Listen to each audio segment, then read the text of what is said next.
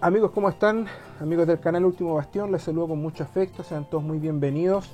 Este es el segundo podcast del canal y en esta ocasión estaremos conversando sobre identidad nacional. ¿Por qué elegí este tema? Bueno, tiene que ver más que nada por la forma en que nuestra identidad ha sido menoscabada, ha sido denostada y también ha sido atacada en forma planeada, en forma sistemática, tanto por pseudo historiadores, por pseudo periodistas y también por la clase política de ambos sectores, de ambas veredas. El resultado de este ataque sistemático a nuestra identidad, a la degeneración, incluso hasta la deconstrucción de nuestra historia como país, a mi parecer resultó en una generación que odia en forma profunda a Chile, odia su historia, odia sus orígenes, odia a los héroes de nuestra nación. Y hasta el día de hoy también se está forjando una nueva generación de niños que son totalmente ignorantes de nuestra verdadera historia, de nuestra historia nacional, y al mismo tiempo lo están envenenando con este odio hacia la patria, hacia la nación, a la historia, a los personajes y a los símbolos también. Para hablar sobre este tema, para saber qué es realmente la identidad, qué es la identidad nacional, de dónde nace esta identidad como nación, y también para saber cómo nos afecta, ¿cierto? Y de una u otra forma este problema que está tan en boga, que es el globalismo. Para esto tengo el agrado de tener invitado al señor Cao de Acción Identitaria, movimiento que yo aprovecho de invitar a quienes nos oyen para que lo sigan en sus redes sociales como Facebook, Acción Identitaria, tal cual como suena, en Instagram con minúscula acción-identitaria, repito, acción-identitaria, y en Twitter como acción-id, repito, acción-id. ¿Cómo está, señor Cao? Muy buenas noches. Hola Patricio, ¿cómo estás? Bueno, en primer lugar, agradecerte por la invitación. Para mí es un gusto hablar sobre identidad chilena, sobre historia, que gracias a Dios me he logrado profundizar bastante sobre el tema, muchos años de lectura. Y bueno, aquí estamos pues, para conversar sobre este tema apasionante de Chile. Perfecto. Bueno, entonces vamos de inmediato a 3 cucharadas y a la papa. Lo primero que te quería consultar para que tú nos vayas guiando, nos vayas haciendo una introducción. Yo creo que lo primero por tener que partir es qué es la identidad, o sea, cuál es la definición de identidad y también definir su contraparte, qué es, cuál es la definición de el globalismo, si tú nos puedes ayudar con eso, por favor. Sí, mira, el concepto de identidad es un concepto que nosotros adoptamos en el movimiento porque la idea es generar una renovación, porque tampoco es la idea como descartar los nacionalismos y la historia del nacionalismo chileno. Y nosotros definimos la identidad como todas las manifestaciones culturales, las tradiciones y las virtudes que caracterizan e individualizan a un determinado grupo de personas, y es un grupo de personas que nosotros denominamos como pueblo. Entonces, esta identidad particulariza e individualiza y la hace diferenciarse de un pueblo con otro. Y esa es la verdadera diversidad que existe en el mundo. Entonces, ¿qué es lo que ocurre? Que en este siglo XXI, mundializado, globalizado, se ha constantemente, mediante distintos factores, migración masiva, economía de grandes megacorporaciones que homogeneizan e igualitarizan el consumo, organizaciones supranacionales como la ONU que igualitarizan la moral y los sistemas de creencias, buscan justamente diluir las identidades en una gran masa de personas amorfas, castradas, sin identidad, desarraigadas, de tal manera que ese grupo de personas que tenían una identidad no se logren organizar para combatir el globalismo justamente. Entonces, así nosotros definimos la identidad como contrapuesta al globalismo que nosotros creemos que es la problemática actual que está enfrentando Chile y está enfrentando en general todo el mundo occidental. Claro, entiendo. Ahora si nos ponemos a analizar un poco ya como la realidad chilena, por hablarlo de alguna forma, ¿cuál, cuál creen ustedes como movimiento, o tú quizás personalmente, cuál sería la percepción actual, hoy, que tiene la gente sobre cuál es la identidad chilena? ¿Cierto? ¿Cuál es la narrativa a través de la historia, ¿cierto? Con respecto a la identidad chilena? ¿Qué es lo que cree el chileno en general, el de hoy, el común y corriente no es que está metido en política, no es que está metido en estudios, etcétera, sino que de la gente en general. Sí, mira, en realidad la identidad chilena en el Chile de hoy, siglo XXI, año 2021, en realidad está bastante aportillada y diluida en un, como tú bien mencionaste, en un mar de narrativas que tienen intereses políticos sobre todo. Yo me acuerdo que el año, estoy como una experiencia bien personal, el año 2010, cuando la República de Chile estaba celebrando los 200 años desde la primera junta de gobierno, dio un discurso en el primer gobierno del nefasto que tenemos actualmente de Piñera, dio un discurso y él hablaba, yo me recuerdo muy bien, de hecho está en YouTube, de los cumpleaños número 200 de Chile. Entonces, a mí me quedó dando vuelta esa manera particular de denominar lo que estamos celebrando, pues. Cumpleaños, un cumpleaños habla de un origen, de un nacimiento. Entonces, lo que te está transmitiendo es que Chile nace en 1810. Esa es la narrativa que él te instaura. Y tampoco un invento del monigote que tenemos presidente, pues si en realidad es algo que se viene construyendo desde el siglo XIX, de los 1800, con los tres grandes historiadores de los 1800, que es Barros Arana, Vicuña Maquena, Luisa Munátegui, que ellos a raíz de la Guerra Civil de la Independencia y para poder establecer la República de Chile, trataron de borrar una identidad previa que estaba construida, fundamentada, escrita, desarrollada, que es la identidad durante el Reino de Chile. Trataron de borrarla y construir una identidad republicana a partir de la República. Entonces, claro, pues si tú lees sus libros y otros historiadores también más o menos de la misma época, pero principalmente estos tres grandes historiadores, los tres pilares del siglo XIX, de los 1800, claro, ellos te transmiten que Chile nace en 1810. Entonces, eso generó una serie de conflictos a nivel identitario, ideológico, que finalmente se embocaron durante el siglo XX y XXI, en donde la izquierda se alimenta de esta identidad que crearon los tres grandes historiadores del siglo XIX, porque ellos lo que hicieron en verdad fue borrar toda la identidad colonial que se había desarrollado durante el Reino de Chile y crearon solo una identidad a partir de la Guerra de Arauco. Entonces eso se creó una identidad conflictuada, antagonizada, en el fondo una identidad conflictuada. Entonces si tú creas una identidad a partir de un conflicto, tú creas un pueblo conflictuado consigo mismo. Y lo peor de todo es que tampoco había necesidad, porque la identidad chilena ya estaba durante escritos coloniales, los 1600, 1700, con cronistas de esa época, en donde ellos narran que existía una identidad chilena, existía la identificación con el Reino de Chile.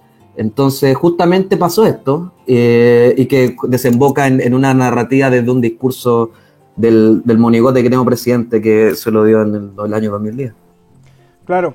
Acá, de hecho, nombraste un punto súper importante que vale la pena, según yo, verlo un poquito más a fondo, que tiene que ver con esta concepción de Chile desde el punto conflictivo. O sea, que la historia de Chile, gracias a los historiadores que tenemos, ¿cierto? Como Baradit, Salazar y otros más, que insisten constantemente con una narrativa de que Chile siempre, a lo largo de su historia, siempre ha sido un país conflictivo, que su historia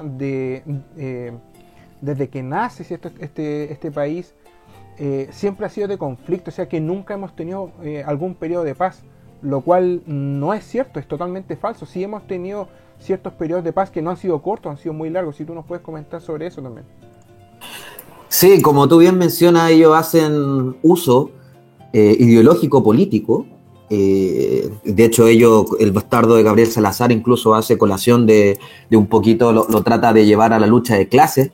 Este tema del Chile constantemente conflictuado, constantemente en guerra, en conflicto.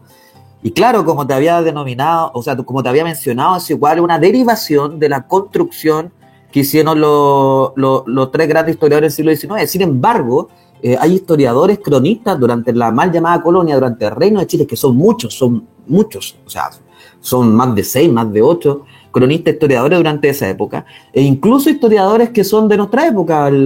gran historiador Sergio Villalobos, él escribió un libro que se llama Tradición y Reforma en 1810, en donde le dedica todo un capítulo a poder contraargumentar en base a fundamento histórico, esta construcción narrativa que durante la mal llamada época colonial el Reino de Chile era un estado de guerra permanente, como que un concepto de encina.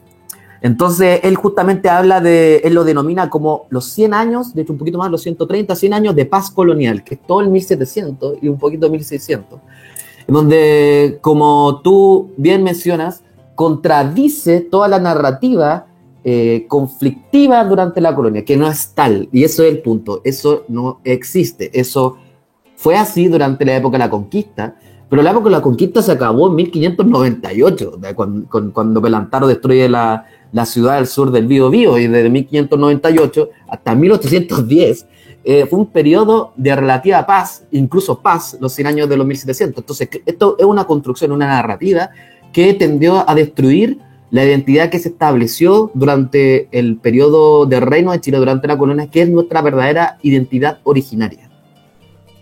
Claro, acá, bueno, yo quiero hacer hincapié que, como tú lo comentaste recién, y para que la gente se vaya haciendo una idea, es que los historiadores de la izquierda buscan constantemente llevar la lucha de clases a una narrativa que ellos manejen bien. Y la lucha de clases básicamente se basa entre el oprimido y el opresor, ¿cierto? La búsqueda constante del conflicto.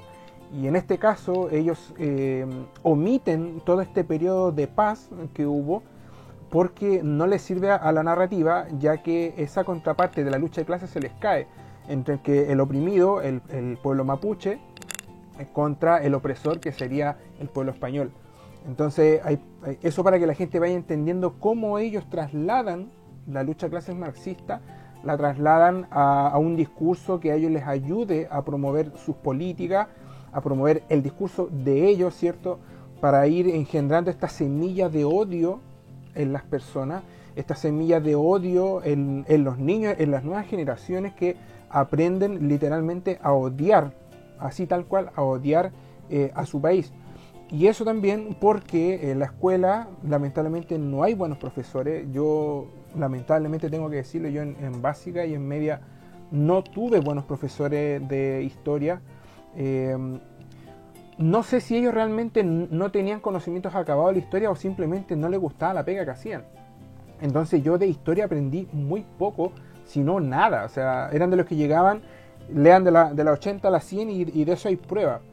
Entonces, el conocimiento que yo tenía sobre la historia de Chile empezaba siempre como desde la independencia, desde ese periodo muy puntual, desde la independencia.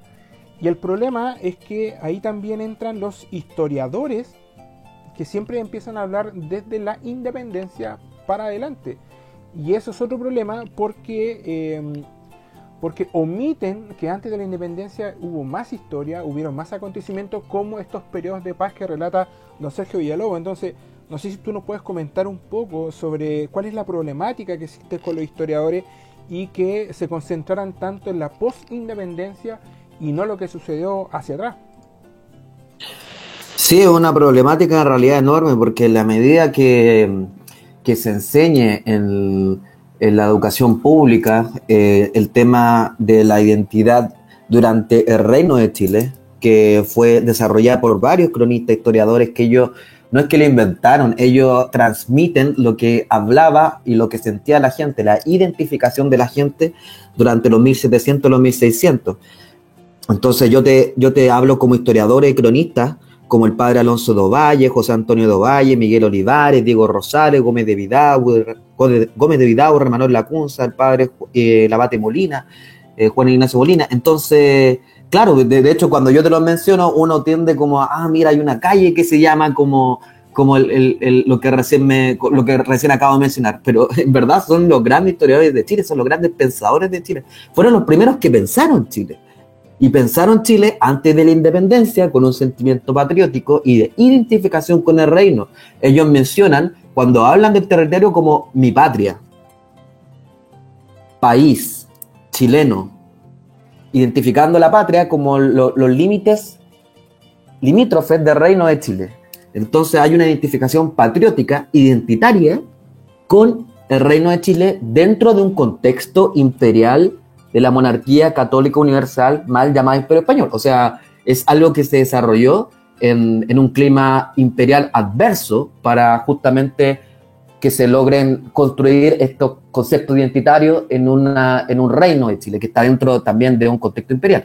Entonces, algo particular que ocurrió acá en Chile, que se ha ignorado malamente, porque ahí está nuestra identidad, porque justamente nosotros tenemos que pensar qué es lo que nosotros celebramos en fiestas patrias, por ejemplo. La ramada, ¿de dónde viene? ¿Dónde viene el guitarreo? ¿Dónde viene esta usanza campestre de la cueca? Los mitos, leyendas de Chile, de dónde viene, por ejemplo, no sé, el caleuche, por nombrarte algo. Todo eso viene del Reino de Chile, viene de ahí. Si bien en los 1800 se exacerbó y se fomentó por parte del Estado de Chile, que está excelente, viene originalmente de la colonia de los 1600 a los 1700. Ahí yace nuestra identidad, ahí se produce el mestizaje, surge el dialecto chileno, se fundan nuestras ciudades, surge la vida rural, la vida minera, los mitos, leyendas de Chile, todo lo que nosotros somos y lo que define a un chileno, ser chileno justamente. Entonces, ahí yace nuestra identidad, e ignorar todo el periodo colonial, que claro, como tú mencionas, como que se sataniza, como que hay un conflicto, una guerra, que ahí no pasó nada, fue destrucción. No es así. Eso es narrativa, por no decir que es mentira, que se alimenta a la izquierda, como el bastardo de Gabriel Salazar, el Baradit que mencionaste tú. Entonces, la medida que se enseñe en base a fuente histórica, porque tampoco es un invento, todos los cronistas historiadores que te mencioné, la gente va a ir espontáneamente recobrando una identidad y se va a sentir parte de algo más grande que uno mismo. Exacto, tal cual. De hecho, un punto importante que era el tema de la colonia, que, bueno, nosotros más que colonia, de hecho, éramos el reino de Chile, no éramos una colonia olvidada en el último rincón del mundo, ni nada, nosotros éramos el reino de Chile, que si bien existía un grupo muy pequeño, pero un grupo muy pequeño que, por lo que entiendo, ya tenía una identidad propia con el espacio que ocupaba, ¿cierto? Y con esta cultura que se fue creando, con esta cultura que se fue traspasando de generación en generación.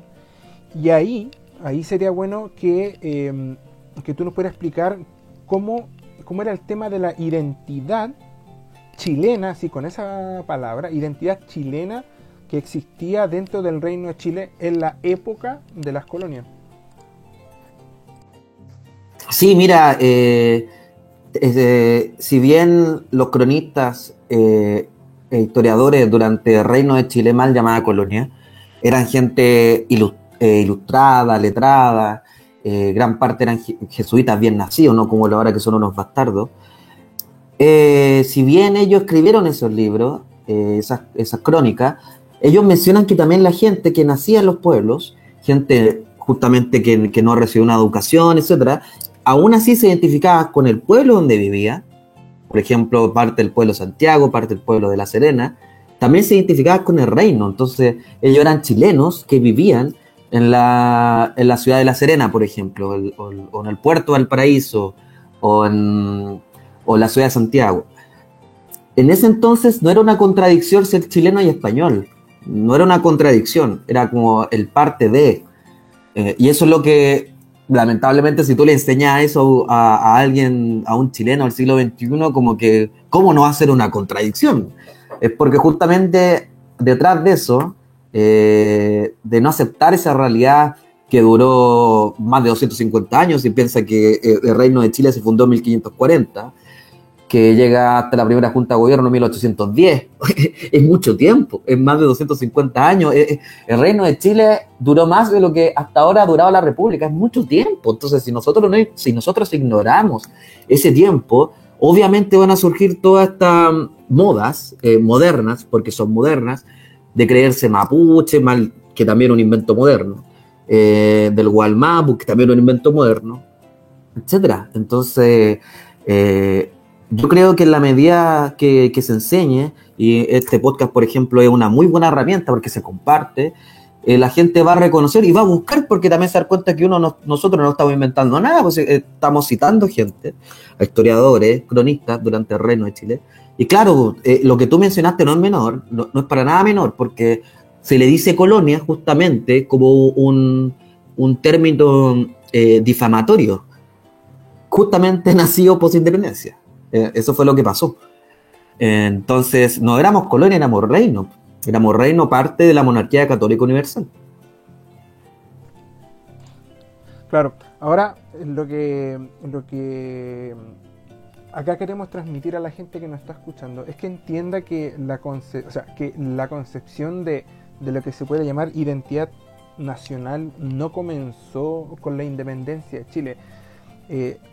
Lo que estamos explicando acá, lo que está explicando Cabo acá, es que esa identidad comienza mucho antes, ¿cierto? Comienza cuando se funda el Reino de Chile, cuando ya las personas ya tenían el concepto muy, muy arraigado dentro de sí, que eran chilenos, estaban dentro del Reino de Chile, ya tenían esa concepción de pertenencia a una tierra, de pertenencia a una comuna, ¿cierto? De un idioma, de una cultura, etcétera. Desde cosas tan pequeñas como la gastronomía, como ciertos términos, incluso como el gentilicio de chileno, ya se empieza a arraigar en la población.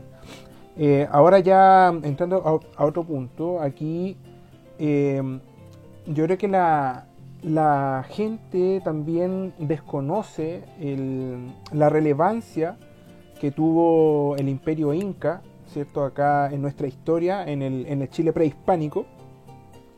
Y si tú nos pudieras orientar más o menos cuál es la relevancia que tiene el imperio con nuestro país. Sí, eso es un temazo. Lo que ocurrió acá es que justamente por independencia, los tres grandes historiadores del siglo XIX, de los 1800, Barros Arana, Vicuña Maquena y Luisa Munatiqui, le dieron una especial relevancia e hipertrofiaron todas las crónicas durante la época de la conquista de Chile, específicamente la Guerra de Arauco. Entonces, la araucana de Alonso Ercilla, Arauco domado de Pedro de Oña, etc. El cautiverio feliz también, de Francisco Pineda de Núñez. Entonces, justamente, ellos ocuparon ese sustrato para crear una identidad desde la República de Chile. Entonces, cuando tú haces eso, eliminas de frentón todos los demás pueblos originarios que vivían en el territorio de Chile antes de la llegada de Pedro Valdivia, y dentro de esos demás pueblos originarios está justamente el Imperio Inca, el Tahuantinsuyo. El Tahuantinsuyo, desconocer lo que hizo el Tahuantinsuyo en Chile es criminal, es inaceptable. El imperio, el Collasuyo, que era la parte sur del Tahuantinsuyo y el Imperio Inca, llegaba hasta el río Maule, o sea, llegaba a lo que hasta ahora es Talca. Y los historiadores coloniales, chilenos y peruanos, mencionan que el Tahuantinsuyo, cuando llega a Chile, con el Inca Tupac Yupanqui, trae mitimaes. Los mitimaes son poblaciones gigantes de gente que llegan a mestizarse y colonizar y fundar pueblos, poblaciones dentro del territorio de conquista. Y Diego de Rosales, que es un cronista durante la época del Reino de Chile, narra que más o menos por lo que también narra el Inca García Solavega, que es un peruano gobernante del Perú, más o menos llegan 500.000 de personas al Valle de la Concagua y al Valle del Mapocho. O sea, llega mucha gente, y gran parte de esa gente que llega son mitimaes aymarás y también diaguitas que bajan desde el Valle del Elqui. O sea, la contribución étnica de los pueblos que aglomera el Tahuantinsuyo, que, ojo, porque los picuches también eran parte del Tahuantinsuyo, porque el río Maule hacia arriba había un pueblo, la facción norte de los pueblos de habla mapudungún, porque mapuche es mal concepto, un concepto moderno. En ese entonces, la colonia, incluso hay escritos coloniales en donde los pueblos de habla mapudungún se autodenominaban como reches, eso está escrito por el abad de Molina, y tampoco se denominaba la lengua como mapudungún, sino chilidugún, eso está escrito. Los picunches, que era la facción norte de los pueblos de habla chile, de Mapudungun, eran parte del imperio inca, estaban dentro del Tahuantinsuyo, el Collasuyo. Entonces, ignorar la contribución cultural, étnica, que contribuye a la etnogénesis de Chile, sobre todo de los pueblos aymarás, es inaceptable. Entonces, claro, pues, eso se escribió durante la colonia, si la gente, eso es el punto, la gente durante la colonia lo sabía, los cronistas que escribieron historia durante el Reino de Chile lo sabían, lo escribieron, está constatado. De hecho, la arqueología nacional chilena del siglo XX y siglo XXI, paradójicamente, ha respaldado y ha corroborado los escritos coloniales y ha indirectamente descalificado la narrativa post-independencia de 1800. Es algo fascinante en realidad.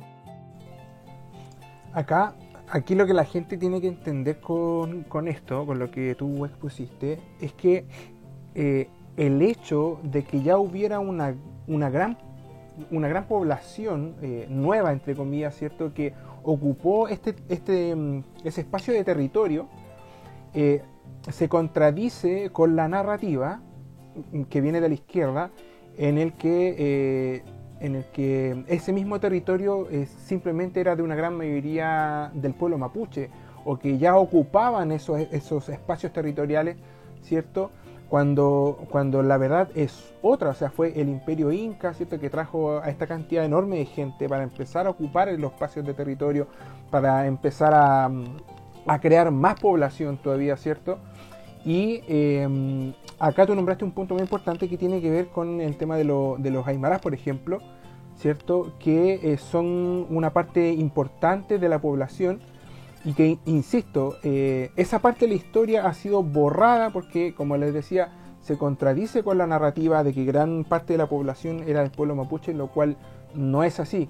Y ahora, junto con eso, viene otro punto muy importante que tiene que ver con la relevancia, ¿cierto?, de la contribución genética de nuestros pueblos originarios, ¿cierto?, que va en contra, como ya lo dije recién, en contra de la narrativa, ¿cierto?, del pueblo mapuche, entre comillas, que son un grupo político, como la CAM, por ejemplo, y que realmente hay una contribución aymara, y que eso incluso está constituido en estudios genéticos, que yo después los voy a colocar en los comentarios para que la gente los pueda leer, los pueda investigar, para que vaya descubriendo la verdad.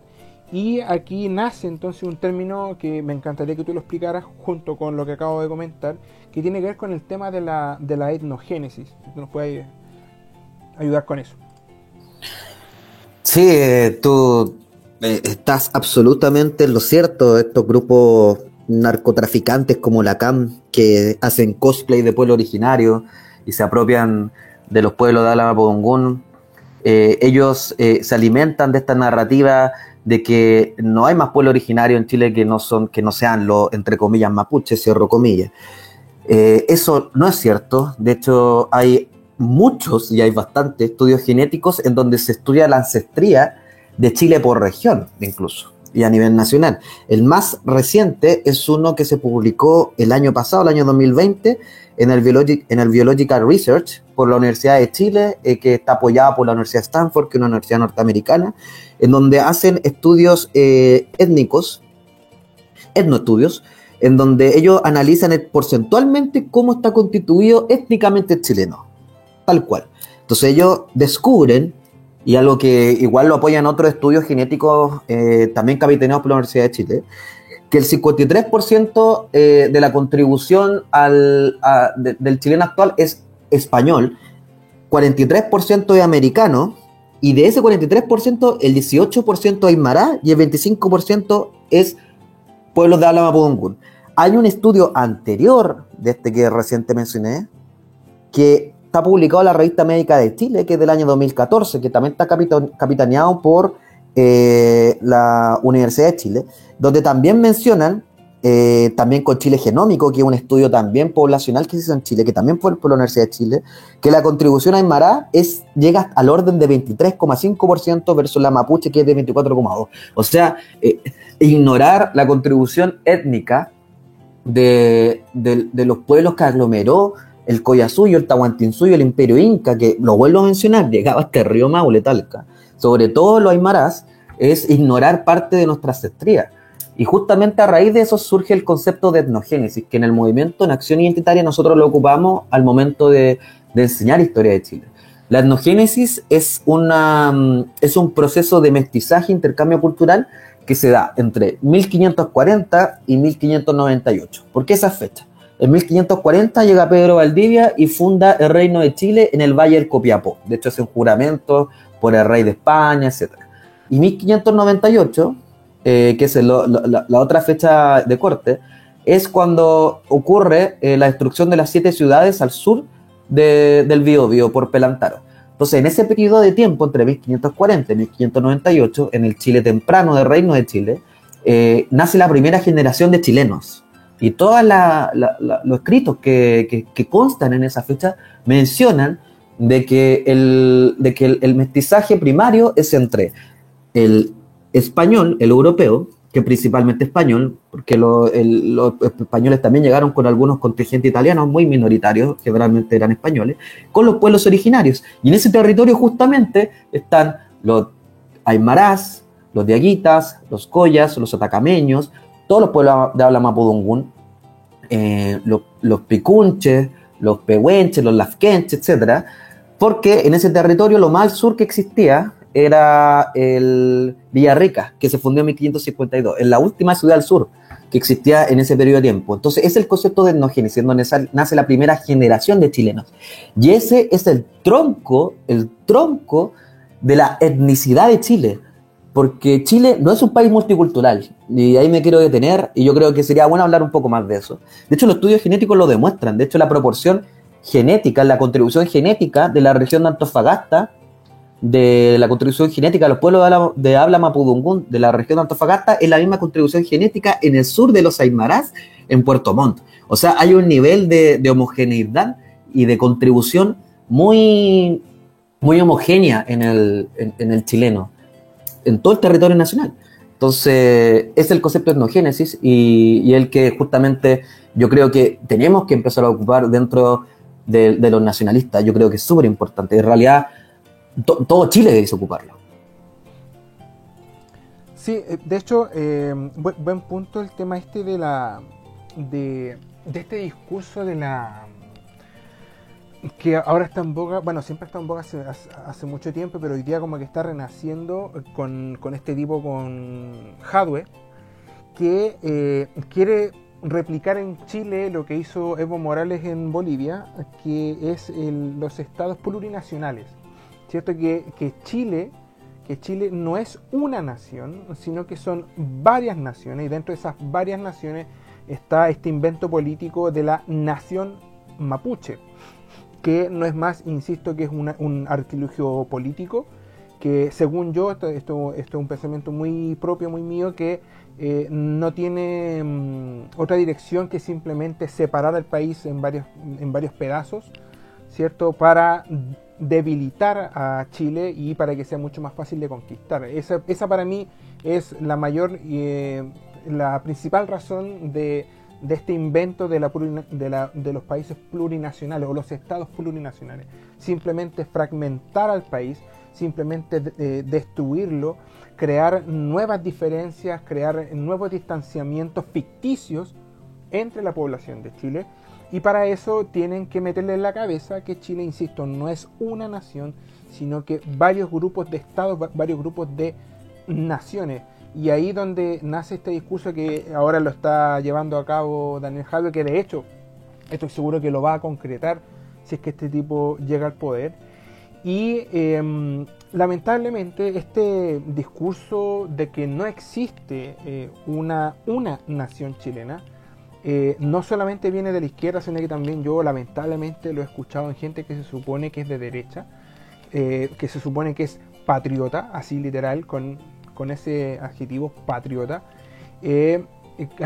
Incluso algunos youtubers que no vamos a nombrar, que son libertarios, que también ellos dicen que no existe una nación, porque somos tantas culturas distintas, que por ende todas esas culturas se tienen que subdividir en otras naciones, Y eso da mucha pena porque se supone que es gente que está desde el lado contrario de la izquierda, que está luchando contra la izquierda, pero lamentablemente está repitiendo exactamente el mismo relato.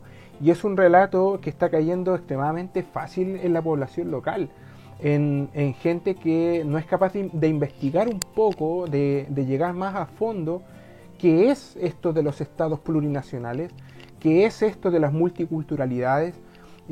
Chile es realmente tan multicultural, es tan así, que tenemos tantas naciones, y esas investigaciones que tú acabas de nombrar, que hizo la Universidad de Chile, justamente, o sea, nuevamente contradicen este relato, porque somos extremadamente homogéneos. Desde Arica a Magallanes, los estudios demuestran que somos un país extremadamente homogéneo. Entonces se cae el relato de esa plurinacionalidad de la que habla tanto la izquierda y que también prolifera lamentablemente la derecha. Y eso también se ha visto alimentado por los profesores, por los medios de comunicación, etcétera. De hecho, para que ustedes también hagan un análisis, investiguen ustedes de qué le sirvió a Bolivia, por ejemplo, convertirse en un país plurinacional. Sí, mira, es lamentable. Yo creo que eso se debe justamente a la deconstrucción que han realizado historiadores bastardos como Gabriel Salazar, en donde justamente buscan destruir la identidad nacional. O sea, Chile es un país homogéneo étnicamente, o sea, hay estudios científicos étnicos que uno puede citar, uno puede leer. Entonces, imposible, y también culturalmente Chile es muy homogéneo. Entonces, es muy históricamente y científicamente muy inacertado, o sea, es un error considerar a Chile como un país plurinacional, multicultural. Chile no lo es. De hecho, justamente es el concepto de etnogénesis, que el pilar, el tronco étnico de Chile es la etnogénesis que se produce en 1540 y 1598, que gran parte de nosotros los chilenos descendemos de esa etnogénesis. Es cierto que llegaron colonos de origen alemán, por ejemplo, en la región de Los Ríos, y también croata en la región de Antofagasta, pero esos colonos que llegaron nunca superaron la tasa de natalidad local del tronco étnico que te menciono, y que lo contata los estudios genéticos. Por eso justamente los estudios genéticos dicen que Chile es un país homogéneo. Entonces, no es casualidad de que gente libertaria adopte esta narrativa antichilena, porque eso es antichilena, y es lamentable, y me da mucha lata escucharlo, y pucha, lamentablemente si ellos adoptan esa postura, son enemigos nomás, pues, y fin del asunto.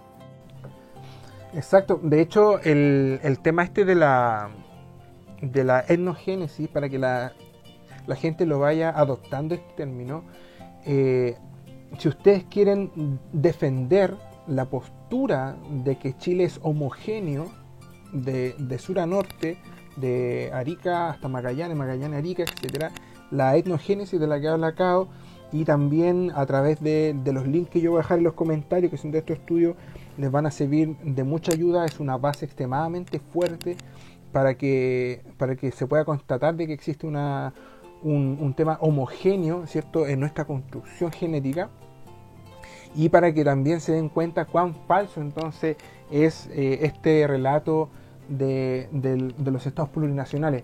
Ahora,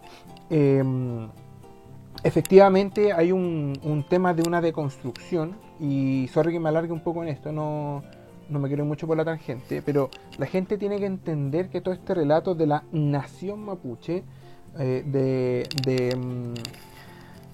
este relato de la izquierda, ¿cierto?, tan agresivo, es, insisto, única y exclusivamente porque necesitan de un opresor y oprimido para mantener este estado de conflicto que a ellos tanto les gusta lo más vivo posible, porque la izquierda necesita de este conflicto para poder apoyar su relato y perpetuarse también en el poder, porque ellos se alzan moralmente, ojo la verdad que estoy hablando moralmente, como defensores de esos oprimidos, ¿cierto? Pero para eso necesitan extender este relato. Y relato que lamentablemente se ve mucho en los colegios, se ve mucho en las universidades, y para la gente diga, oye, pero la Universidad de Chile igual no le quiero mucho, son puros fachos. Yo les digo al tiro, la Universidad de Chile lleva por lo menos 10 años disparando toda la verborrea de la izquierda, de la deconstrucción, de los problemas de aquí y allá, que el oprimido, el opresor. Yo les digo al tiro que, de hecho, la Universidad de Chile y la Católica, lo que es la escuela de filosofía, por ejemplo, incluso hasta la de leyes, vienen saliendo casi todos los marxistas de allí. Historiadores, etcétera, vienen saliendo todos de allí. De hecho, gran parte del relato postmoderno o de la educación postmoderna nace de la Universidad de Chile, de la Católica. En las protestas pasadas, muchos, voy a decirle, actos en contra del gobierno, actos de corte pseudo intelectual, entre comillas intelectual, viene de muchos alumnos que son de la Chile y de la Católica. Entonces esto es un cáncer que se viene dando desde la educación básica, pasando por la media y llegando a las universidades. Sí, mira, lo que te quería mencionar es que yo estoy muy de acuerdo contigo, con tu premisa, que yo creo que tú la mencionaste que es teoría personal, pero yo creo que todo el mundo nacionalista lo piensa, todo el mundo patriota, de que esta invención de la CAM, que es un grupo narcotraficante, del Gualmapu, que es un invento moderno, es para dividir Chile y debilitarlo, ocupando estos constructos modernos financiados por el narcotráfico. Eso es lo que es. De hecho, nosotros en el movimiento, en Acción Identitaria, nos hemos encargado justamente de viralizar el concepto de narcoterrorismo, porque la gente tiene que entender lo que está pasando. Las sedes del sur del movimiento, que militantes del movimiento de la región del Biobío, de la región de los ríos, de la región de los lagos, cuentan a los restos militantes del movimiento lo que ocurre es que estos son narcos, si eso es lo que es, no es otra cosa, si son narcos que se apropiaron territorialmente de las comunidades mapuches y con el narcotráfico y el tráfico de drogas, eso es lo que hacen y ahí se financian y con plata al extranjero, etcétera. Eso es lo que es, no es nada más que eso, es plata, droga, narcotráfico. Entonces cuando tú les comunicas ese relato a la juventud que a mí me ha tocado, claro, pues se la destruye, pues se le baja todo lo romántico que ellos tratan de en su cabeza existe, que es justamente la narrativa de la izquierda. Ahora, justamente, ocupando ese punto, yo me he dado cuenta, y a lo que tú mencionas, de que la izquierda trata de destruir la identidad nacional, incluso trata de destruir la palabra Chile. De hecho, si los rayados de grupos anarco-comunistas o anarco ponen en la C de Chile una S como de signo peso. Entonces eso, y lo que ellos hacen es justamente deslegitimar la importancia de incluso la palabra Chile. Es súper paradójico que hagan eso.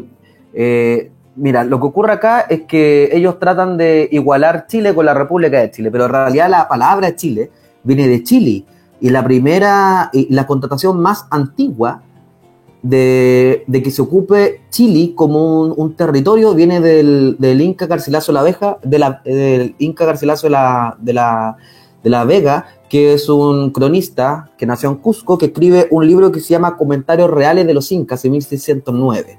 Entonces ahí menciona que cuando el Inca Tupac Yupanqui en los 1400 llega a lo que ahora es Tucumán, que sería la región en Argentina que es paralela a Copiapó, Antofagasta, llega ahí, conquista a los aborígenes de ahí.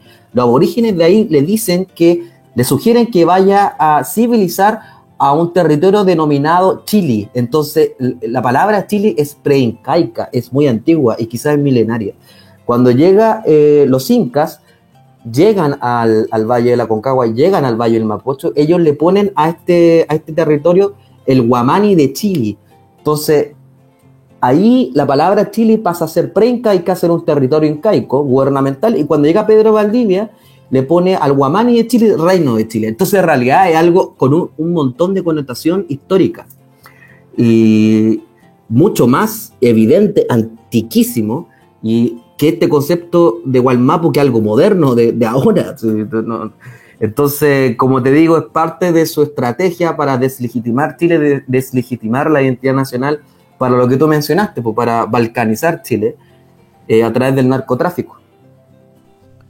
Sí, sí, mira, yo justo me quería detener un poquito en este tema del narcotráfico, porque aquí la gente a veces se pone medio sensible, así que, es que ustedes tilden de narco al pueblo mapuche. No, nosotros no tildamos de narco al pueblo mapuche, al verdadero pueblo mapuche. Nosotros tildamos de narco a la CAM, que es un grupo terrorista, ¿cierto?, que se financia a través del narcotráfico y implantando el terror en las comunidades mapuche.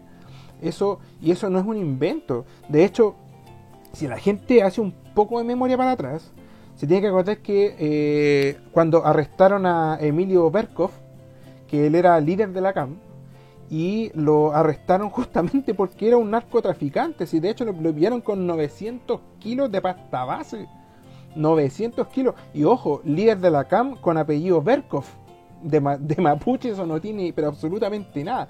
Pero él era líder de la CAM, narcotraficante. Y no era... Y ojo, y el tipo no solamente era narco, si el tipo tenía un prontuario pero de envidia. Estuvo preso como 10 años por robo con intimidación, incendios forestales. O sea, un tipo súper peligroso. Y también la gente se tiene que acordar esta polémica con el hijo del Aucán Wilcamán, que ahora dicen que él cuidaba un predio que resulta que tenía como algo así como 1.000 millones. O sea, que el predio costaba algo así como 1.000 millones, tenía unos 300 millones de pesos en droga, había armas, municiones, etcétera, etcétera. De hecho, creo que fue este tipo, el hijo de Aucán Wilcamán, que creo que se llama Lemun. ¿Sí? Bueno, ahí lo voy a ver, pero creo que se llama Lemun. Si no mal recuerdo, fue este tipo que lo pillaron con una mochila como con 60 millones de pesos. O sea, y no tenía de dónde justificar que él anduviera con 60 palos, pues, ¿cachai? Entonces, y ahora más encima ya con el caso más reciente, que es el caso más macabro que he visto yo, el más macabro que he visto yo, y que curiosamente la izquierda ha hecho mute, o sea, no ha dicho ninguna sola palabra. El Instituto Nacional de Derechos Humanos también ha callado la boca de forma grosera, de forma asquerosa, que fue lo que pasó en la Araucanía, no recuerdo el nombre de la comunidad, donde torturaron, ¿cierto?, a 2 personas, una de ellas la mataron, la descuartizaron, la deshicieron en ácido, los restos que quedaron los quemaron, y esta persona que quedó viva fue porque logró escaparse en un descuido de las personas que lo tenían secuestrado, y porque él logró sobrevivir, se supo esto. Y resulta que, hasta donde entiendo, la jefa de esa comunidad, que es una machi, lo cual ya es raro porque las machis no pueden ser jefas de comunidades, sino que son los loncos. Esta tipa creo que es hermana de uno de los líderes actuales de la CAM. Entonces, sí, la gente tiene que hacer una conexión de todo esto. O sea, hay un tipo de apellido Berkov que no es mapuche, narcotraficante, 900 kilos con un prontuario pero asqueroso. Tenemos al hijo de Wilcamán que al parecer cuidaba este predio, pero lo dudo mucho que solamente cuidara. Y ahora tenemos este caso que se dio en el sur, como les digo, que terminó con un tipo muerto, descuartizado. Y ojo que estos métodos que ocuparon, o sea, son total y absolutamente inhumanos y son conductas propias del narcotráfico internacional. Entonces, hay para que la gente vaya haciendo una conexión de todo esto y se den cuenta que no es un relato azaroso, inventado solamente para sustentar nuestro discurso, ¿ya? Y bueno, para no irnos más lejos con eso, vamos a seguir con lo nuestro. Y ahora, bueno, un punto súper relevante que es donde se exacerba esta identidad de la nación, ¿cierto? Esta identidad nacional, que tiene que ver con la relevancia que tiene la guerra del Pacífico, ¿cierto? Bueno, por un lado la guerra del Pacífico y por el otro las manifestaciones culturales de Chile, como por ejemplo las fiestas patrias. Así que si tú me ayudas, vamos a empezar hablando con la relevancia que tiene la Guerra del Pacífico en lo que es la concepción o la identidad nacional en la gente. Sí, mira, antes de hablar sobre la Guerra del Pacífico, quería ir cerrando lo que tú mencionaste, es algo bien personal. Yo, por lo que me dedico, comparto con mucha gente de hartas comunas de Chile, y en específico habré compartido con 3 familias de Quidico, que es parte de la comuna de Tirúa, que es justamente la zona donde están los narcotraficantes, y es gente parte que vive en comunas indígenas mapuches, y ellos arrancan, los extorsionan, lo amenazan, le han apuntado con armas. Yo lo he escuchado de familias. Y ellos arrancan y están buscando irse a trasladar a Concepción o a Chillán o a Santiago, a arrancar de ahí. Entonces, cuando yo hablo de los narcotraficantes, me refiero a la CAM, no al pueblo mapuche. Eso, como respaldando, dando mi opinión también a lo que tú comentaste. Con respecto a la Guerra del Pacífico, la Guerra del Pacífico fue la gran momento inédito en la historia de Chile, en donde nunca más se produjo algo parecido, en donde todo el pueblo se unió en contra de un enemigo en común. Y en el fondo es el cúlmine de la identidad nacional, son los frutos de la identidad nacional. Con la gesta de Prat, justamente del capitán Prat, los cuarteles para reclutamiento se llenaron, se llenaron, eso está escrito, se llenaron de manera voluntaria. O sea, el Estado nunca tuvo que obligar a la gente a reclutarse al ejército para luchar por Chile en la Guerra del Pacífico. La gente voluntariamente, después de la gesta de Prat, fue la guerra. Y eso es algo inédito en toda la historia hispanoamericana. Y es justamente un potente antecedente de la identidad nacional, y que nunca más se volvió a repetir. Y por eso no es casualidad que bastardos como Gabriel Salazar o Baradit ataquen la Guerra del Pacífico, ataquen al capitán Prat, porque atacar la Guerra del Pacífico es atacar un momento de nuestra historia en donde la identidad nacional fue palpable, la gente dio su vida por Chile. Entonces yo creo que tenemos que darle la misma importancia a la Guerra del Pacífico que le dan nuestros padres, le dan nuestros abuelos, porque eso fue lo que es, fue parte y fue el punto culmine de la entidad nacional, en donde recuperamos un territorio que era nuestro durante el Reino de Chile, que es el despoblado de Atacama. Sí, mira, de hecho yo justamente iba a tocar un punto ahí, menos mal que no se me olvidó, que era este tema de el sentimiento patriótico que nace, o que florece, mejor dicho, que se exacerba en la gente con la gesta de Prat, que hay muchas personas que creen que fue una lucha solamente, o sea, que los que fueron a la guerra simplemente o iban obligados, o era gente que simplemente estaba sin trabajo, que era gente de muy bajos recursos, no sé, porque era gente que era prisionera, etcétera. Pero sabes que no es tan así, porque de hecho en la época se vio, y eso está registrado, que muchas personas que eran de la aristocracia, que eran personas de la alta clase social, por llamarlo de una forma, que fue a los cantones de reclutamiento en forma voluntaria, porque querían participar de esto. O sea, el acto heroico de Arturo Prat los conmovió de tal forma que se vieron plenamente identificados con la causa, independiente de su clase social. Hubo muchísima, pero muchísima gente que fue en forma total y absolutamente voluntaria. Ahora, con respecto a Arturo Prat, yo me quiero detener un poquitito, porque aquí yo sé que tú me vas a ayudar con esto. La figura de Arturo Prat, la gente tiene que hacer un análisis, porque es tan importante la figura de Prat en lo que no solamente la Guerra del Pacífico, sino que la significancia que tiene Arturo Prat para Chile, que este tipo, se me olvidó el nombre, Baradit, intentó en su momento girar a Arturo Prat hacia la izquierda, ligándolo con el abuelo de Salvador Allende. En el sentido de que el abuelo de Salvador Allende, entiendo que era profesor, daba clases, y Arturo Prat también lo hacía, y de hecho lo hacía gratis, ¿cierto? Para ayudar a los niños de las localidades más pobres, para que aprendieran a leer, para que aprendieran las operaciones básicas, quizás a escribir, etc.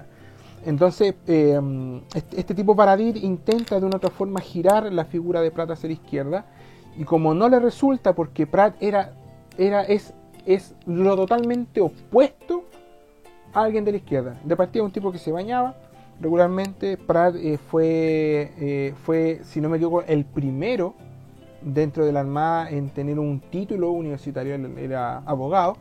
Era un tipo extremadamente devoto de su mujer, devoto de su familia, devoto de sus obligaciones, porque él no pensaba qué es lo que la aristocracia necesitaba de él, sino que qué era lo que él le podía ofrecer a la nación, al país, a la defensa de la patria. Prat era un tipo extremadamente calmo, hasta donde sé, creo que no bebía, no fumaba, no le gustaban las fiestas. Era un tipo que le gustaba estar inmerso en la lectura, sino cuando estaba libre estar con su familia. Era un tipo muy creyente de Dios.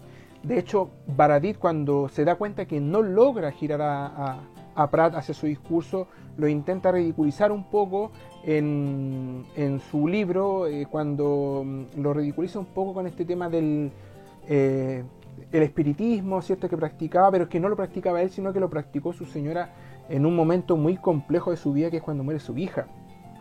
Pero Prat, en todas sus cartas, Prat siempre habla de Dios, de la trascendencia que tiene Dios en la vida. De hecho, le dice a su esposa que que no se preocupe, porque sabe o tiene la certeza de que Dios los va a juntar nuevamente en el cielo.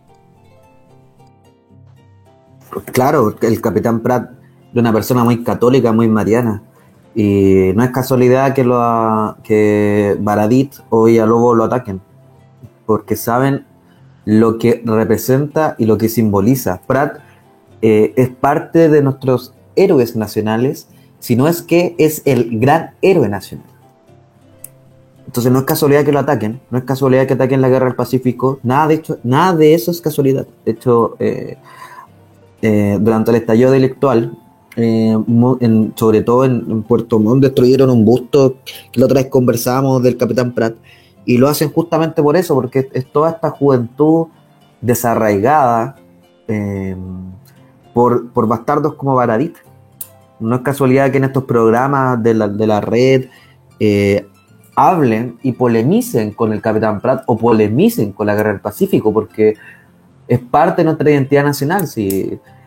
Separar la guerra del Pacífico de la identidad chilena es casi imposible, o sea, es parte de. Entonces es algo estratégico para deconstruirnos, para destruirnos. Exacto. De hecho, para que la gente más o menos se haga una idea de la odiosidad que quisieron girar hacia Arturo Prat como un bastión de la identidad nacional, hubieron dos actos que tú y yo ya le hemos conversado, que sería bueno que la gente lo escuchara. Hubieron dos actos que fueron los que más denotaron esta insistencia en destruir la figura y el recuerdo de Prat. Que el primero fue la destrucción de un busto, que creo que este no fue el de Puerto Montt, creo que fue en otro lado, pero no estoy muy seguro dónde, en el que pintaron la estatua, la bañaron de rojo simulando que era sangre, por la sangre que él había derramado, ¿cierto? Y lo rayaron abajo, que era un tipo que defendía intereses colonialistas. Que alguien me explique cómo Prat así, o sea, que básicamente él era un colonialista, que era un burgués, ¿cierto? Y que simplemente luchaba por los intereses de la oligarquía. Bueno, Prat era todo lo contrario, o sea, ese tema de que era afín a los intereses colonialistas no tiene pies ni cabeza, es lo más imbécil que lo dio. Que era burgués, al contrario, Prat siempre vivió de forma muy modesta, él ganaba muy poco. De hecho, no estoy seguro, que el caso en el que él defendió a su primo, no le cobró ni un peso, nada, absolutamente nada. Y lo otro es que ustedes, si ponen atención, siempre que la izquierda habla de Prat, o incluso la derecha dice que Prat era como lo peorcito que había en la Marina. Y ese relato se ha instaurado mucho en la gente, que lo repite como no, pero es que Prat sí fue un héroe, está bien, bacán, genial, pero es que Prat en la Marina era como de lo peorcito porque estaba metido en un escritorio y como que era un hombre de estar escribiendo nomás de libros. Y eso es falso. O sea, Arturo Prat fue espía. Arturo Prat fue espía en servicio activo, estuvo incluso hasta en Argentina haciendo trabajos de espía. Entonces, para que la gente se vaya dando cuenta que Arturo Prat no era simplemente un tipo de escritorio, era un tipo que era de acción. Y creo que fue espía no solo en Argentina, sino que también fue espía en Perú. Entonces era un tipo de acción. Y el otro acto en el que se intenta destruir la figura Prat fue la profanación, porque eso fue una profanación de la tumba de Arturo Prat, que está en Valparaíso. Y por la única razón de que no lograron al final su cometido fue porque los efectivos de la Armada supieron defender ese espacio. De lo contrario, lo profanan, insisto, es una tumba. Y eso es un punto muy relevante para que la gente entienda hasta qué punto, hasta dónde esta gente es capaz de llegar con tal de destruir una figura, ¿cierto? Y una narrativa. Ahora ya yendo a otro punto que tiene que ver con lo que te había comentado hace unos minutos atrás, que tiene que ver con el tema de las fiestas patrias, que las fiestas patrias no es simplemente 2-3 días en el que te podés ir a carretear y tomar chicha y ir a reírte, pasarlo bien y qué sé yo. Las fiestas patrias, más que eso, es una manifestación cultural, es una manifestación cultural, pero de la identidad nacional chilena, como tú bien dijiste también hace un minuto atrás, que tiene que ver, oye, pero ¿de dónde nace la cueca? ¿De dónde nace la empanada de pino? ¿De dónde nace, no sé, los cánticos, los bailes, etcétera, etcétera? Claro, ¿de dónde nace la chicha? De hecho, la chicha está descrita y mencionada por el abate Molina en 1775, durante la colonia Reino de Chile. Claro, entonces las manifestaciones culturales, porque así hay que entender fiestas patrias. Cuando viene, por ejemplo, no sé, un extranjero, un europeo de cualquier nacionalidad, viene a Chile cuando celebramos fiestas patrias, porque la pandemia en realidad nos tiene a todos encerrados. Y ve la rama, se da cuenta de esto es una manifestación cultural, es algo identitario, pues ¿de dónde viene? Y claro, pues viene, cuando tú lees Historia de Chile, tú lees los cronistas durante el Reino de Chile, te das cuenta que todo viene de ahí. La identidad chilena es algo de los 1600, 1700, que lo vuelvo a reiterar, donde se produce el mestizaje, el dialecto chileno, la fundación de nuestras ciudades, la vida rural, la vida minera, el mito del surgimiento de los mitos y leyendas de Chile. La vincoya, el caleuche, etcétera. Entonces, de ahí viene justamente el guitarreo, la cueca misma, la chicha, como te mencioné, todo viene del Reino de Chile, ahí viene nuestra identidad, y cuando nosotros celebramos fiestas patrias, celebramos una identidad que comienza ahí, durante la colonia. De hecho, nosotros en Acción Identitaria hacemos las jornadas identitarias que son anuales, y justamente gran parte de las jornadas identitarias es enseñar identidad de Chile, enseñar historia de Chile. No es casualidad que nuestro símbolo, por ejemplo, sea el Torreón de los Canelos, porque es un torreón específico, el Torreón de los Canelos que está en Valdivia, que se construyó, terminó de construirse en 1788, durante el primer año del gobierno de don Ambrosio Higgins, si no me equivoco, pero fue durante el gobierno de don Ambrosio Higgins, durante el Reino de Chile. Entonces, cuando José Miguel Carrera tenía 3 años, entonces nosotros tratamos de transmitir tanto en nuestra estética, como también en nuestras jornadas o por ejemplo en estos podcasts, la identidad chilena en la historia de Chile, porque es lo que nosotros tenemos que conservar, tenemos que transmitir, porque es algo que nos heredaron nuestros antepasados, y es lo que nos va a permitir a nosotros combatir el globalismo, combatir la inmigración masiva que busca reemplazarnos, en la conservación de la historia de la identidad de la etnia de Chile, y es lo que nosotros tenemos que hacer, resistir para existir. Y por eso mismo no tenemos que darle ni un milímetro, ni un solo milímetro a todo esto lo que tú mencionaste, a este afán de plurinacionalismo, este afán de multiculturalismo, cada vez que nosotros estemos presentes en una reunión social, ya sea de amigos, familiares, etcétera, nosotros escuchamos al piojento, el buen con poco aseo, hipiento, típico de izquierda, que menciona el antichilenismo, el multiculturalismo. Nosotros tenemos que decir no, tenemos que, tampoco es pegarle, sino que como debatir, contraponernos, porque esos pequeños detalles van a hacer la diferencia. Eso es lo que hay que hacer. Hay que defender Chile, defender la historia de Chile. Y estos podcasts sirven justamente para eso, para enseñar y para transmitir, porque es lo único que nos va quedando frente al multiculturalismo y el globalismo. Si nosotros no sabemos y si nosotros no nos conservamos, nadie lo va a hacer. Mira, ahí tú tocaste un punto re bueno, re importante, que tiene que ver con la defensa de la identidad nacional. La gente tiene que llegar a internalizar que la fiesta patria es más que esos 2-3 días de carrete, sino que es donde debemos exaltar nuestra identidad nacional. Es esa fecha donde debemos enseñar a las nuevas generaciones, mira, esta es de verdad nuestra identidad. Y yo recuerdo que tú me habías comentado después, si me lo puedes recordar, que hubo un alcalde que dijo que inaugurar las fiestas patrias, una fiesta multicultural o algo así. Y la gente quizás no lo nota, pero no lo dimensiona. Es, por ejemplo, ir a una fonda y en vez de que te toquen cueca, te estén tocando una cumbia, te estén tocando una ranchera, y ahora reggaetón, trap y todas esas asquerosidades. Y el baile típico lo dejen o para el principio, como para abrir la fonda, o ya una entre medio para que la gente no se queje, y una al final. Pero resulta que la música o el folclore chileno no es solamente cueca, o sea, tiene más, o sea, tiene la polka, etc., tiene o sea, todo lo que es la música o el folclore chilote, por ejemplo, o hacia el norte, ¿cierto?, con la tirana, etc. Entonces, son esos pequeños detalles que quizás la gente no nota, y si lo nota no lo dimensiona. O sea, literalmente están utilizando una fiesta que es identitaria, ¿cierto?, para poner música de mierda y para que simplemente la gente lo pase bien y se cure raja y se vaya para la casa, y ojalá haya gastado toda su plata. Y otra cosa también, que es el tema, por ejemplo, de la comida, que yo te lo había comentado a ti, que la última fiesta patria que yo asistí fue hace casi ya 2 años atrás, que fue la que se hizo allá en el Parque Intercomunal de la Reina. Creo que ahora tiene otro nombre, creo que se llama Padre Hurtado.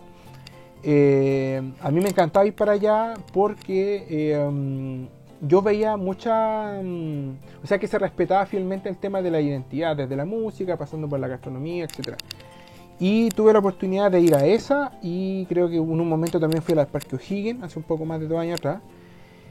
Y yo ya empezaba a notar cómo habían stand o puestos, ¿cierto?, que ya no vendían alimentos propiamente chilenos, sino que ya te estaban vendiendo el jugo tropical, o una comida que no tenía nada que ver. Ya después te metieron el alimento vegano, que yo encuentro ya está bien, ok, el alimento vegano, pero no lo distorsiones, pues, ¿cachai? No inventís cuestiones raras simplemente para meter la comida vegana. O sea, si quieres hacer una empanada vegana, ya dale, hazlo, pero no traigáis cuestiones de afuera. Si esta, insisto, es nuestra identidad, es nuestra historia, es lo que nos define, lo que nos construye.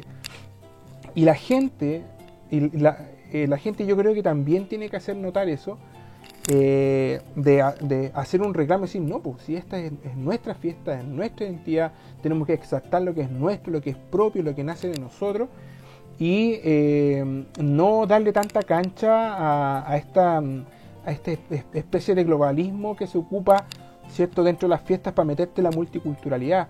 Eso yo creo que la gente no lo tiene que aguantar. Y otro punto muy importante, para no alargarme mucho, que tú tocaste, es que nosotros, es nuestra tarea, es nuestro deber, ¿cierto?, defender nuestra identidad.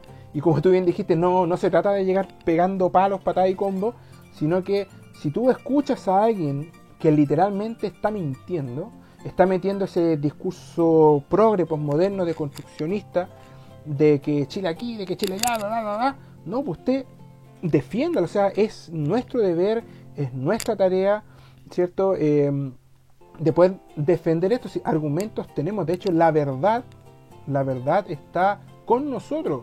Y lo puedes hacer en una comida, lo puedes hacer en un ambiente social, con amigos, con trabajo, ¿cierto? Sin necesidad de caer en la odiosidad, pero sino escucha, siempre con respeto, con los argumentos. Mira, esto no es así, porque pasa esto, porque pasa esto otro.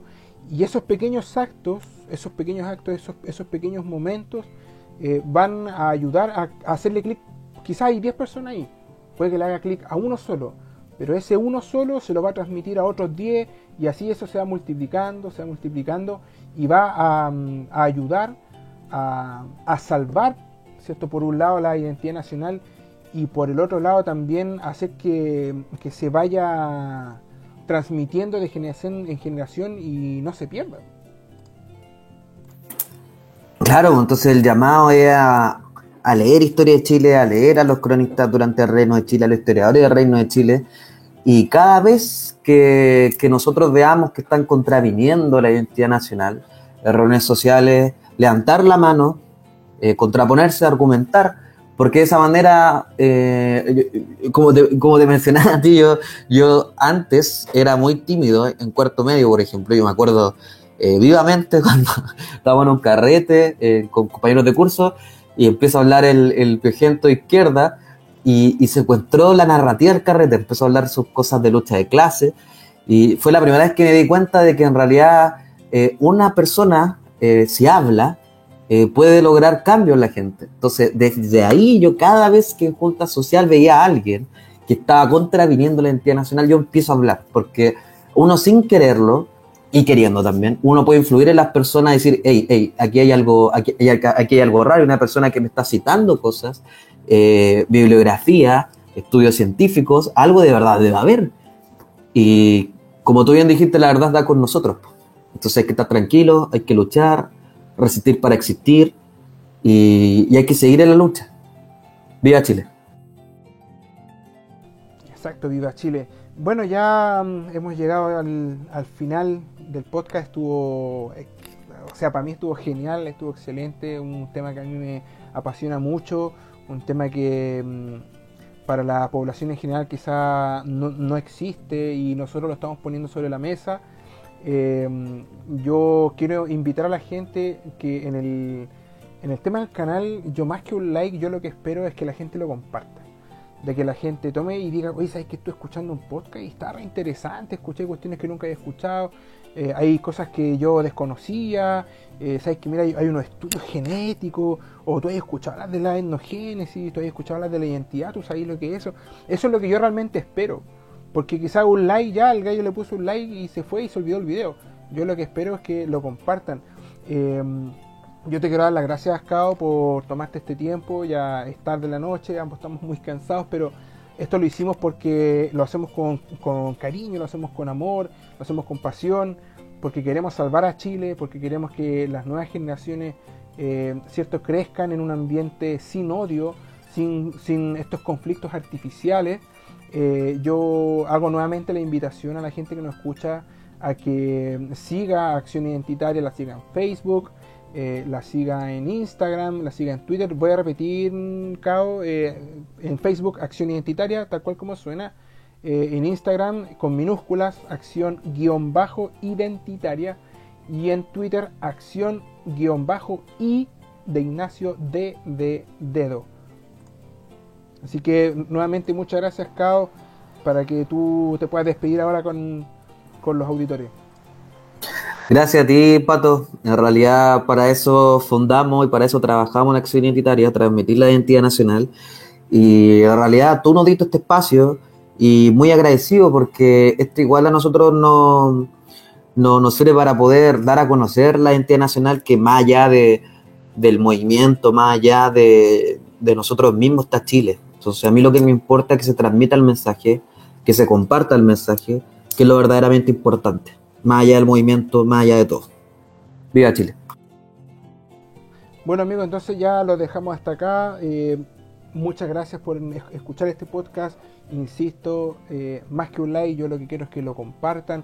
Si se pueden suscribir al canal, se los agradecería, para que si vayan recordando, ¿cierto?, que se subió un nuevo podcast, hay un nuevo tema que conversar, un nuevo tema que compartir. Les dejo un abrazo muy grande, un abrazo con mucho afecto. ¡Viva Chile!